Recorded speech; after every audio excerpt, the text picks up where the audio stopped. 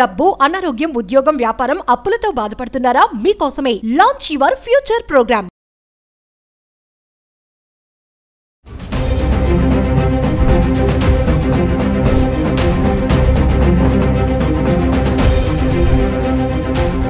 నమస్తే, welcome back to Suman TV. Present మనతో పాటు ఉన్నారు అనలిస్ట్ మందర్ కృష్ణారెడ్డి గారు.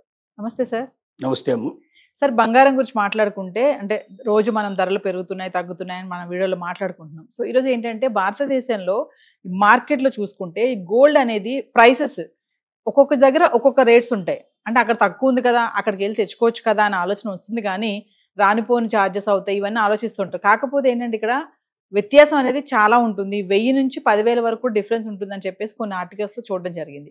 అంటే అసలు మామూలుగా చీప్గా ఎక్కడ బంగారం దొరుకుతుంది, ఎక్కడ ఎక్స్పెన్సివ్గా గోల్డ్ ఉంటుంది, అసలు ఒక్కొక్క చోటకి ఈ వ్యత్యాసాలు ఎందుకు ఉంటాయి అంటే ఒకసారి.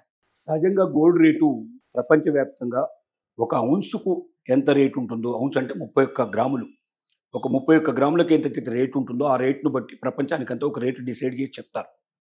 కానీ మరి అది కూడా ఒక కంట్రీలో చాలా తక్కువ ఉంటుంది, ఇంకో కంట్రీకి వెళ్ళే వరకు ఎక్కువ ఉంటుందంటే అక్కడి పన్ను విధానాలను బట్టి ఒకే రేటు డిసైడ్ అవుతుంది. అది బేసిక్ రేట్. ఆ బేసిక్ రేట్ మీద ఏమేమి కలుస్తాయి? అక్కడ ఉన్నటువంటి జిఎస్టీ లాంటివి పన్నుల విధానాలు కలుస్తాయి, కస్టమ్సు, ఎక్సైజు, ఇంకా వేరే ఇతర రకమైన పన్నులు ఏమైనా ఉంటే ఆ పన్నులన్నీ కలుపుకుంటారు. రెండోది, సముద్రానికి ఎంత దూరంగా ఉన్నది ఆ నగరం, ఆ ప్రాంతం అనే దాన్ని బట్టి కూడా రేట్లు మారుతాయి. ఎందుకంటే సహజంగా బంగారం అంతా కూడా సముద్ర మార్గంలోనే ఎక్కువగా దాన్ని ప్రయాణం చేస్తారు. ఎక్కువ ఫ్లైట్లలో తెచ్చి తక్కువ, చిన్న మొత్తంలో తెస్తే ఫ్లైట్లలో తెస్తారు. పెద్ద మొత్తంలో తేవాల్సినప్పుడు జనరల్గా దాన్ని, ఎందుకంటే అంత బరువు అదే ఫ్లైట్లలో తీసుకురావాలంటే దానికి అయ్యేటువంటి కాస్టు చాలా ఎక్కువ రేట్లు పెరిగిపోతుంది. కాబట్టి ఎక్కువగా షిప్లలో, అంటే దీనికోసం ప్రొటెక్టెడ్ షిప్స్ వేరే ఉంటాయి, ఆ షిప్స్లలో ప్రత్యేకంగా దీన్ని రవాణా చేస్తారు. చేసినప్పుడు సముద్రం ఒడ్డున ఉన్నప్పుడు అక్కడి నుంచి నగరం దాని పక్కనే ఉంటే రవాణా ఖర్చులు చాలా తక్కువ పడతాయి. అదే దూరం అయ్యేపరికల్లి మామూలుగా ఏదో అట్లా బస్సులోనో ట్రైన్లోనో ఏదో బ్యాగులో పట్టుకొచ్చేది కాదు కదా, దీనికి మళ్ళీ భద్రతా వలయం, వ్యవహారం, సేఫ్టీ అంతా చూసుకొని తీసుకురావాలి. కాస్ట్ విపరీతంగా పెరిగిపోతుంది. అంటే సముద్రానికి దూరంగా ఉన్న నగరాల్లో ఎక్కువ రేటు ఉండే అవకాశాలు, సముద్రానికి దగ్గరగా ఉండేటువంటి వాటిలో తక్కువ నగరాల్లో తక్కువ రేటు ఉండే అవకాశాలు బేసిక్గా ఉంటాయి. అలాగే ఏ నగరాల్లో అయితే జిఎస్టీ తక్కువ ఉంటుందో, అంటే సేల్స్ ట్యాక్స్ లాంటివి, దాంతోపాటుగా కస్టమ్స్ కానీ, ఎక్సైజ్ కానీ, ఇంకా ఏదైనా ఇతర పన్నులు ఏవైతే ఉండో తక్కువగా ఉంటాయో అక్కడ తక్కువ ఉండే అవకాశాలు ఉంటాయి. ఇప్పుడు దుబాయ్లో ఇలాంటివన్నీ చాలా తక్కువ ఉంటాయి కాబట్టి దుబాయ్ నుంచి కొనుక్కొచ్చే ప్రయత్నం చేస్తారు. కానీ దుబాయ్ నుంచి ఆథరైజ్డ్గా తీసుకురాకుండా అనాథరైజ్డ్గా కొంటే, తర్వాత అతని దగ్గర ఇన్కమ్ ట్యాక్స్ పే చేయకుండా దాన్ని ఈ దేశంలోకి తీసుకురావడానికి ప్రయత్నం చేస్తే దాన్ని పట్టుకుంటారు.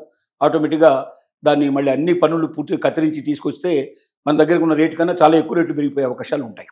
అయితే ఇదంతా ఒక ఎత్తు. వేరే దేశం నుంచి మనం తెచ్చుకుంటే తక్కువ రేటు పడుతుంది అనేది భావన ఒకటైతే, అసలు మన దేశంలోనే ఒక ప్రాంతానికి మరొక ప్రాంతానికి 1000 రూపాయల నుంచి 10,000 రూపాయల డిఫరెన్స్ ఉంటుంది. ఒక 10 గ్రాముల స్వచ్ఛమైన బంగారానికి, లేదా 22 క్యారెట్స్ నగలతో చేసినటువంటి బంగారానికి, ఏ బంగారానికైనా సరే మినిమం 1000 రూపీస్ నుంచి 10,000 రూపీస్ మధ్యలో వ్యత్యాసం, ఒకే రకమైన ప్రైజ్ ఉండకుండా డిఫరెన్స్గా ఉండే అవకాశాలు కూడా ఉన్నాయి. ఉదాహరణకి మనం ఇండియాలో చూసుకున్నట్టయితే మనకు అత్యంత ఎక్కువ రేటు ఉండేటువంటి నగరం ఏమిటంటే మన దేశ రాజధాని. దేశానికి రాజధాని ఏమిటి? ఢిల్లీ మహానగరం. ఢిల్లీ మహానగరానికి చుట్టూ ఎక్కడా మీకు సముద్రం ఉండదు. అన్నీ అటు పక్కన హిమాలయ పర్వతాలు, ఎడార్లు, ఇట్లాంటివి ఎక్కువగా ఉండేటువంటి ప్రాంతం తప్ప ఢిల్లీకి చుట్టుపక్కల ఎక్కడ కూడా సముద్రం లేదు. మళ్ళీ ఇటు వస్తే నార్థన్గా బాంబే, గుజరాత్ వరకు ఉండాల్సిన పరిస్థితి ఏర్పడుతుంది. అటువైపు వెళ్తే మనకు మళ్ళీ ఇటువైపు డిఫరెంట్ ఏరియాల్లో మనం ఒరిస్సా, వెస్ట్ బెంగాల్ దాకా ఇటువైపు ఉండే పాసిబిలిటీస్ ఉంటాయి. కాబట్టి ఢిల్లీ నగరంలో ఉన్నంత రేటు భారతదేశంలో మరి ఏ ప్రాంతంలో ఉండదు. హయ్యెస్ట్ రేటు భారతదేశంలో ఉండేది ఢిల్లీ. దాని తర్వాత చెన్నైలో కూడా ఎక్కువ అవకాశం ఉంటుంది. మరి మీరు అన్నారు కదా సముద్ర ఒడ్డున ఉండేటువంటి నగరం లోపల తక్కువ ఉండాలి కదా అని మనం అన్నాం. ఒక ఎక్సెప్షన్ ఎందుకు వచ్చింది చెన్నైలో అంటే, చెన్నైలో ఒరిజినల్ బంగారం తక్కువ రేట్లో దొరుకుతుంది. అంటే బారు రూపంలో కానీ బిస్కెట్ల రూపంలో వచ్చేటువంటి తక్కువ రేటు దొరుకుతుంది. కానీ నగ తయారీ లోపల, చెన్నై లోపల కళాకారులు ఎవరైతే తయారు చేసి నగిషీలు పెట్టేవాళ్ళు ఉన్నారో వాళ్ళు కొద్ది మందే ఉన్నారు. అదొక ప్రత్యేకమైన పద్ధతిలో తయారు చేస్తారు. అక్కడ డిజైన్లు ఇంకా వేరే చోట దొరకడం కష్టం. ఆ డిజైన్స్ సపరేట్గా ఉంటాయి, డిజైన్లు డిఫరెంట్గా ఉంటాయి. ఆ డిజైన్స్ చేసేవాళ్ళు చాలా ఎక్కువ మొత్తంలో ఛార్జ్ చేస్తారు. ఇక్కడ అలాంటి నైపుణ్యత కలిగినటువంటి బంగారపు పనివాళ్ళు వేరే చోట్ల లేకపోవడం వల్ల చెన్నైలో మొదటి నుంచి కూడా తయారు చేసిన నగల యొక్క కాస్టు ఇతర ప్రాంతాల కన్నా కొంత ఎక్కువ పడేటువంటి అవకాశాలు ఎక్కువగా కనపడతాయి. మరి ఇప్పుడున్న పరిస్థితుల్లో భారతదేశం మొత్తం మీద అతి ఎక్కువగా మనకు ఢిల్లీ నగరంలో కనబడుతుంది కదా, అతి తక్కువ ఎక్కడ కనబడుతుంది అని అంటే మనకు కొచ్చిన్ లోపల అతి తక్కువ కనబడుతుంది. కొచ్చిన్ రేటుకిను ఢిల్లీ రేటుకు మధ్యలో డిఫరెన్స్ చూస్తే ఒక్కోసారి 1000 రూపాయల నుంచి మొదలు పెడితే 10,000 రూపాయల దాకా డిఫరెన్స్ కనబడుతుంది. మ్యాక్సిమం కనబడే అవకాశాలు ఎక్కువగా ఉంటాయి. అంటే సపోజ్ 10,000 రూపీస్ డిఫరెన్స్ కనబడింది అనుకోండి, మనం హైదరాబాద్లో ఉండేటువంటి వాళ్ళు ఎవరైనా బంగారం కొనుక్కోదలుచుకున్నాం, కొంచెం పెద్ద మొత్తంలో కొనుక్కోదలుచుకున్నప్పుడు, ఎందుకంటే 10 గ్రాములు కొంటే ఒక 10,000 రూపాయలే డిఫరెన్స్ వస్తుంది. పోయి రావడానికి అయ్యేటువంటి ఖర్చులే మనకు 5,000 10,000 మనకు ఖర్చు అయ్యే అవకాశాలు ఉండొచ్చు పనిపిస్తాయి.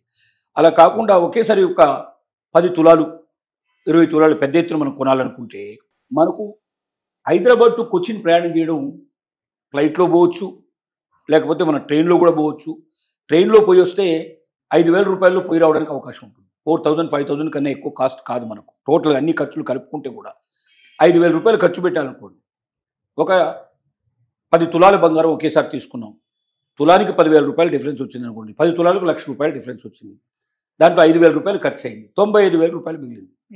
ఒక్క రోజు వ్యాపారం మీద మనకు 95,000 రూపాయలు మిగిలితే ఒక సంవత్సరానికి ఎంత మిగులుతుంది, ఒక నెలకి ఎంత మిగులుతుంది వాళ్ళు లెక్కేసుకుంటే, నెలకు 95,000 దాంట్లో ఇంకో 5,000 రూపాయల ఖర్చులు ఏమైనా తీసేసినా కూడా మనకు 90,000 మిగిలితే దాదాపు 25 లక్షల రూపాయల వ్యాపారం ప్రతి నెల సంపాదన లాభమే మనకు 25 లక్షలు సంపాదించుకోండి. 20-25 lakhs ఎక్కడ దొరుకుతుంది అసలు, దేంట్లో దొరుకుతుంది మనకు? బ్రహ్మాండమైన వ్యాపారం ఇది. మహిళల్లో చాలామంది చీరల వ్యాపారం, బంగారు వ్యాపారం ఇట్లా చేసేవాళ్ళు చాలామంది ఉంటారు. దుబాయ్కి వెళ్ళి దొంగతనంగా తెచ్చుకునే ప్రయత్నం చేస్తారు చాలామంది. దీనికోసమే ఒక వీసా సంపాదించుకొని దీనికోసం వెళ్ళి ఇలా ఫ్లైట్లో వెళ్తారు, అలా వెనక్కి వస్తారు. అలా ఎంతోమంది మనం చూసాం.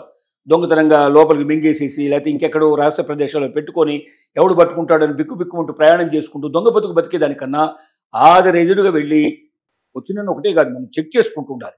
ఒక్కోసారి వేరే ప్రాంతాల్లో కూడా తక్కువ పడే అవకాశం ఉంది. కారణం ఏంటంటే ఒక్క జిఎస్టీయే కాకుండా కస్టమ్స్ ఉంటాయి, ఎక్సైజ్ ఉంటాయి, ఇట్లాంటి కొన్ని పన్నులు ఉంటాయి. ఇవి ఏ రాష్ట్రానికి ఆ రాష్ట్రం డిసైడ్ చేసుకుంటాయి. ఒక్కొక్కసారి ఒక్కో రాష్ట్రంలో ఎక్కువసారి ఉండొచ్చు, ఒక్కొక్కసారి తగ్గించవచ్చు వాళ్ళు. కాబట్టి రాష్ట్రాలని బట్టి కూడా ఒక్కొక్కసారి రాష్ట్రంలో ఉండే పన్ను విధానాలను బట్టి కూడా జిఎస్టీ అయితే అన్ని చోట్ల 3% మనం ఎక్కడైనా సరే ఒరిజినల్ గోల్డ్ మీద మనకు 3%, మనకు ఆర్నమెంట్ మీద 3% మనకు ఉంటుంది. ఆర్నమెంట్ మీదనే ఇస్తారు, ఒరిజినల్ గోల్డ్ మీద కూడా 3 మనకు పర్సెంటేజ్ కూడా లేదు, జిఎస్టీ లేదు వాస్తవంగా. ఆర్నమెంట్స్ మీదనే మనకు తయారీ మీదనే వేస్తారు, 3% వేస్తారు మనకు. కానీ ఎక్సైజ్, కస్టమ్స్ ఇట్లాంటి వాటిల్లో మాత్రం తేడాలు వస్తాయి. అది ఎక్కడ తక్కువ ఉందో ప్రతిరోజు చెక్ చేయాలి. ప్రతిరోజు అన్ని నగరాలకు సంబంధించింది ఒకసారి మనం చెక్ చేసుకుంటూ పోతే డెఫినెట్గా 1000 నుంచి మొదలు పెడితే 10,000 రూపాయల డిఫరెన్స్ కనబడుతుంది. ఎక్కడ అత్యధికంగా అతి తక్కువ రేటు ఉందో చూసుకొని మనం అక్కడికి ప్రయాణం చేసి, అక్కడ హాల్మార్క్ ఉండేది కాబట్టి ఎక్కడైనా ఒకటే, దాంట్లో ఏమాత్రం మనకు కూడా వ్యత్యాసం ఉండదు. అంటే నగల యొక్క నాణ్యతలో మనం సందేహించాల్సిన అక్కర్లేదు. దానికి బాధ్యత హాల్మార్క్ అంటే BIS డిపార్ట్మెంట్ తీసుకుంటుంది కాబట్టి ప్రభుత్వం మీద మనం దావా వేసి మనం డబ్బులు సంపాదించుకోవడానికి అవకాశం ఉంది కాబట్టి భయపడాల్సిన అవసరం లేదు, నిర్భయంగా వెళ్ళొచ్చు. మనం పే చేసి మనం పూర్తిగా ట్యాక్స్తో పట్టుకుని రిసిప్ట్తో సహా మనం తీసుకోవచ్చు. ఎక్కడి నుంచి కొనుక్కునే హక్కు మనకు ఉంది. మనం కాస్త ట్రావెల్ చేసేటప్పుడు కొద్దిగా జాగ్రత్త పడి మనం తెచ్చుకోగలిగితే డెఫినెట్గా లక్షల రూపాయలు సంపాదించుకోగలిగే వ్యాపారం చేసే అవకాశం ఉంది. పోనీ వ్యాపారం కోసం కాదు, సొంతానికి ఒకేసారి ఏదైనా పెద్ద పెళ్లిళ్ళు శుభకార్యాలకు మనం ఎక్కువ మొత్తంలో కొనదాల్చుకున్నప్పుడు, ఇప్పుడు కంచికి పోయి చీరలు తెచ్చుకునేట్టుగా కంచి చీరలు తెచ్చుకునే అలవాటు ఉంటుంది చాలా మందికి. కంచి దాకా పోయి తెచ్చుకుంటారు, చాలామంది వెళ్తారు కంచికి, ఇప్పటికి కూడా అట్లా వెళ్ళి లేడీస్ తీసుకొస్తారు. కంచి దాకా వెళ్ళే బదులు కంచికి ఎట్లా పోయి చీరలు తెచ్చుకుంటున్నారు, దాని బదులు బంగారం కూడా మరి కంచి అంటే ఇక్కడ లేదు కదా, మనం తమిళనాడుకు వెళ్ళి తీసుకొచ్చుకోవాల్సిందే. అలాగే దాని బదులుగా మనం కొచ్చిన్ దాకా వెళ్ళి తీసుకొచ్చుకోగలిగితే చాలా తక్కువ పడుతుంది. పెద్ద మొత్తంలో కొనుక్కోదలుచుకున్నప్పుడు అలా ప్రయాణం చేయడానికి కూడా ఒకేసారి 10 మందో 5 కలిసి వెళ్ళి దాన్ని తెచ్చుకుంటే, లేదా 2-3 దానికి సెక్యూరిటీతో జాగ్రత్త తీసుకొని వెళ్ళేస్తే మంచి వ్యాపారం చేసుకోవడం కానీ లేదా సొంతంగా లాభపడటానికి కానీ అవకాశాలు ఉంటాయి.